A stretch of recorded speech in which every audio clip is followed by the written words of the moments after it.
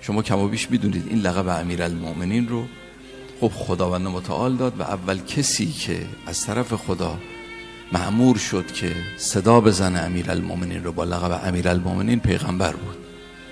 ابن عباس میگه ما توی کوچه‌ای داشتیم با پیغمبر اکرم میرفتیم، از طرف مقابل دیدیم امیرالمؤمنین اومدن.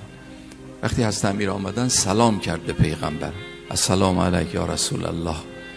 پیغمبر اکرم جواب سلامشون رو اینجوری داد و علیک السلام یا امیرالمؤمنین. ابن عباس میگه ما تعجب کردیم، اولین باری که پیغمبر اکرم داره به حضرت امیر میگه امیرالمؤمنین. میگه ما تعجب کردم، میگه از پیغمبر سوال کردم یا رسول الله رو جهت محبتی که به پسر عموتون دارید بهش گفتید امیرالمؤمنین یا اینکه این فرمان خدا بود؟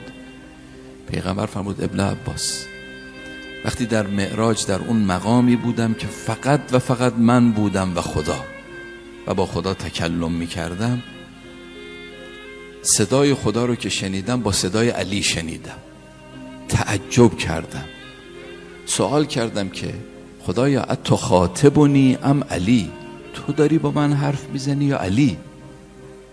خداوند متعال فرمود که حبیب من، چون در زوایای قلب تو گشتم دیدم محبوب تر از علی تو بین انسان ها نیست، در این مقام خواستم با صدایی باهات حرف بزنم که برات آرامش داشته باشه.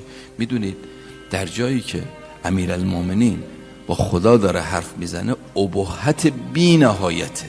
یه لحظه شما تصور بکنید یه کسی با خدا مستقیم داره حرف میزنه و گفتگو میکنه، این چه عظمتیه، چه ابهتی. طبیعیه که اضطراب به وجود آدم میفته، مضطرب میشه. خدا فرمود با صدایی باهات حرف زدم که برات آرامش داشته باشه، چون با او انس داری.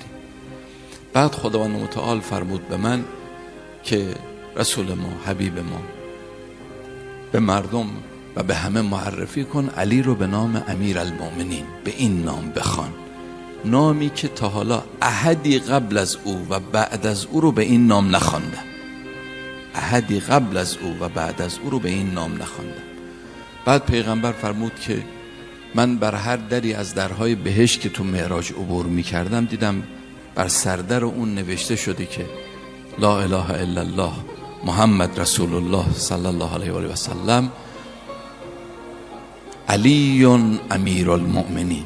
این لقب امیرالمؤمنین از طرف خداوند متعال داده شد و پیغمبر اکرم اولین کسی بود تو بین انسان ها که او رو به این نام صدا زد. اینجا مرکز مقاومت است.